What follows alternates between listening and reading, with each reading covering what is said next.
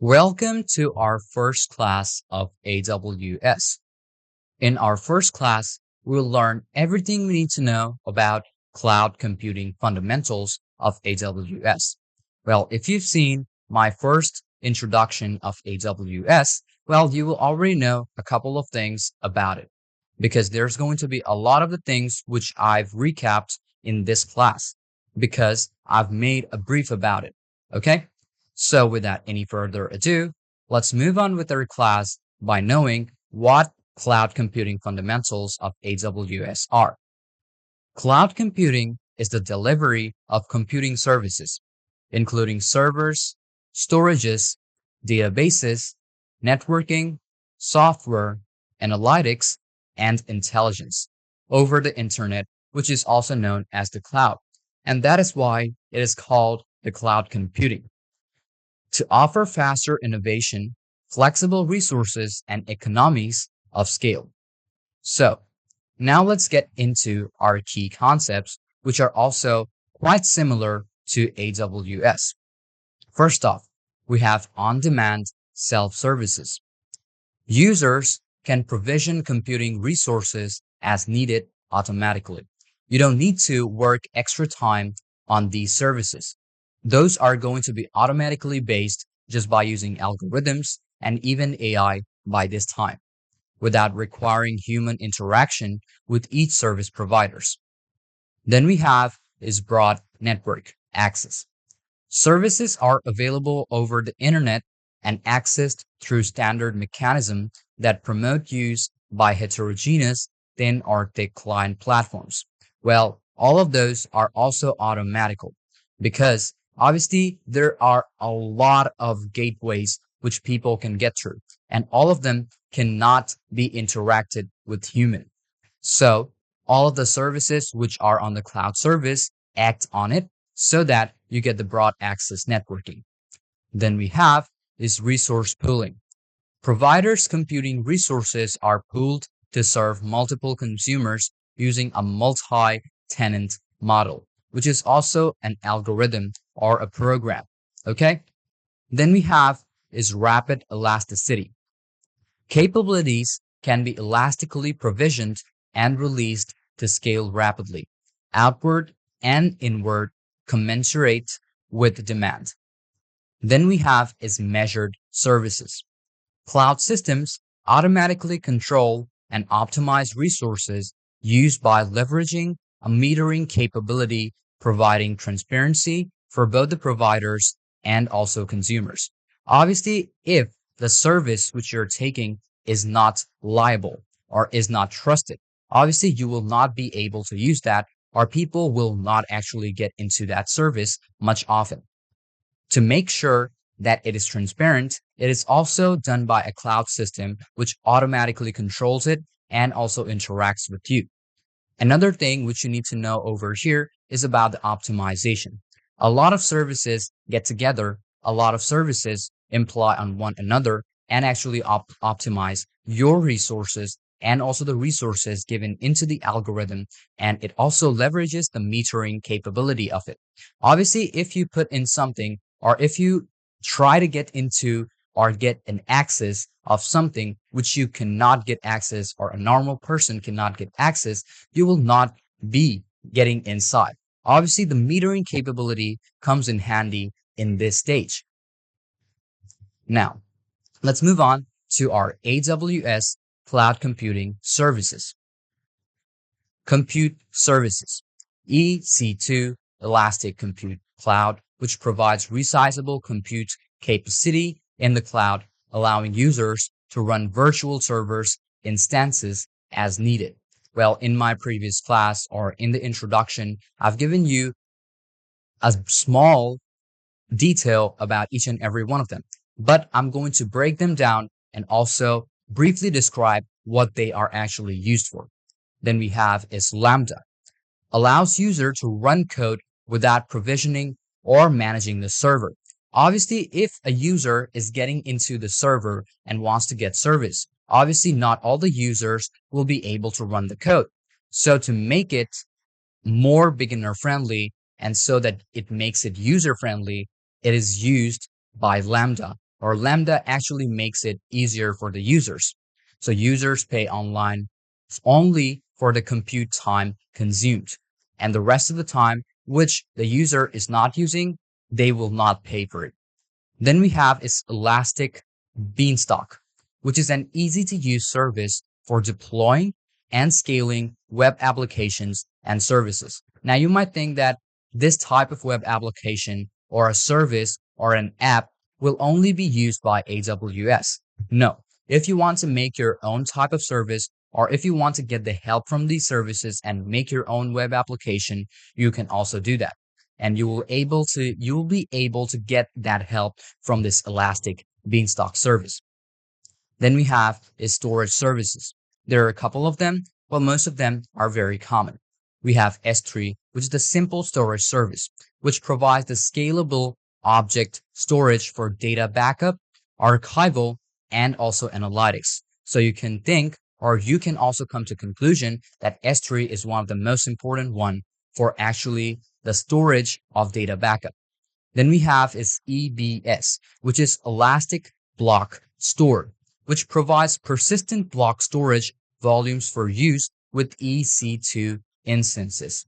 So this also complements EC2, but it uses a specific small storage and of specific volume so that you can use it online. Then we have is Glacier, which offers low-cost storage for data archiving and long-term backup. Obviously, when you are making an online service, it's going to take up a lot of space, because if you see that you are getting a lot of users, obviously they're going to put their own resources inside of your server. Then what you have to basically do is make sure that you have a very big storage or a very big server where it can be stored. So Glacier comes in handy in those cases. Then we have is database services.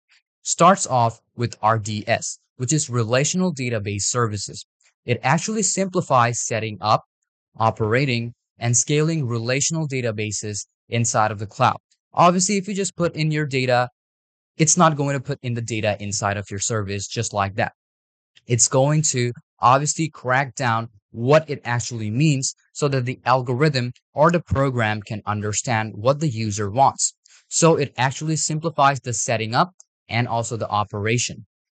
Then we have is DynamoDB, which is a fast and flexible NoSQL database services for single-digit millisecond performances. Obviously, you can say something like a boot up, something like a search. Well, those things come in handy when DynamoDB is in use. Then we have is Aurora, which is a MySQL and PostgreSQL compatible relational databases, which is built for the clouds for the database services. This is a genuine service, which is Aurora. Then we have is networking. We have VPC at the beginning, which is a virtual private cloud, which is also used by EC2 most of the time. Then we have is that it allows user to create isolated networks within the AWS cloud. Obviously, when someone is making a service to give it out, okay, then it also has a high tendency to get cracked in or to get, let's say, a breach inside of that server. So it basically allows users to create an isolated network within the AWS cloud so they do not get out of that specific storage or that specific limit. Then we have is Route 53, which is a scalable domain name system, which is DNS, which is also a web service. Obviously, if you want to scale your domain, obviously you have to use Route 53. Then we have is CloudFront, which is a fast content delivery network, which is also known as CDN, which is a service that securely delivers data, videos, application, and APIs to customers globally. Well, just in case as an example, if you are searching anything on Google, Chrome, or any web browser, you get the result, right? Such as a video, such as a couple of links, maybe even images, news, and everything. So you can think of CloudFront something like that service. But what it basically does is that it delivers the data, video, application, and APIs to the customers globally when they are using the AWS service. Then we have is security and identity. Starting off with IAM, which is identity and access management. It enables you to manage access to AWS services and resources securely. Then we have is KMS, key management services. Makes it easy to create and control the encryption keys used to encrypt the data when a person or when a user or a customer wants to get inside and get in the access of that specific service. Then we have is Cognito. Provides users sign up, sign in, and access control. Well, that is the work of Cognito. Then we have is Analytics. Athena, an interactive query service that makes it easy to analyze data in S3 using the standard SQL, which is used for data management or database. Then we have is Redshift, which is a fast, fully managed data warehouse that makes it simple and cost-effective to analyze all your data using standard SQL and existing businesses intelligence tool, such as analytics tool and all of those. Then we have is EMR, which is Elastic MapReduce. Produces a managed Hadoop framework that makes it easy, fast, and cost-effective to process vast amounts of data across resizable clusters inside of your service. Then we have is machine learning and also AI. Now we are going to know about SageMaker, which is a fully managed service that provides every developer and data scientist with the ability to build. So just in case, as an example, you could be creating yourself your own program, your own application, and SageMaker basically helps you for that, which is also used for training and deploying machine learning models very quickly. Then we have is recognition. Analyzes images and videos for facial recognition and object detection, which is also used for security most of the times nowadays, such as face lock, face ID on your phones, or even on your devices. Then we have is comprehend, which is a natural language processing, which is NLP in short, which is a service that uses machine learning to find insights and relationships in text. Well, relationships is basically kind of like the link of the text and how the algorithm actually understands it. Then we have is the developer tools. Code commit, which is a source control service that makes it easy for teams to host secure and scalable Git repositories. Then we have is code build, which is a fully managed build service that compiles source codes, runs tests, and produces software packages that are ready to deploy. Then we have is code deploy, which is at the end, which automates code deployments to any instances, including EC2 instances and server running on premises. Then we have are the last two ones, which are management and also governance. The CloudWatch, which provides monitoring for AWS cloud resources and the applications you run on AWS. CloudTrail enables governance, compliance, and operational and risk auditing of your AWS account. The config provides AWS resource inventory, configuration history, and configuration change notification. Well, obviously, if you have done anything inside of your server or your service, obviously you need the configuration change and also you need the notification so that you are notified.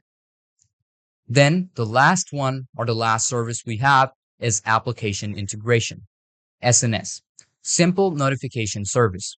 This is a managed service that provides messages directly from publishers to subscribers, such as sending a message to the customers from the sellers. Okay. Then we have is SQS, which is simple queue service, which is a fully managed message queuing service that enables you to decouple and scale microservices, distributed system, and also serverless applications. Well, obviously, SQS also works offline. Then we have step functions. Makes it easy to coordinate the components of distributed applications and microservices using visual workflows.